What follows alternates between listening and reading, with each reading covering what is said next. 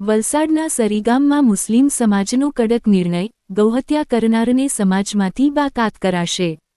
સરીગામમાં ગર્ભવતી ગાયની હત્યાના બનાવ બાદ મુસ્લિમ સમાજે એક મહત્વપૂર્ણ નિર્ણય લીધો છે। શુક્રવારે સરીગામ પંચાયતમાં યોજાયેલી બેઠકમાં નક્કી કરવામાં આવ્યું કે ગૌહત્યામાં સંડોવાયેલા કોઈપણ મુસ્લિમ વ્યક્તિને સમાજ અને જમાતમાંથી બાકાત કરવામાં આવશે।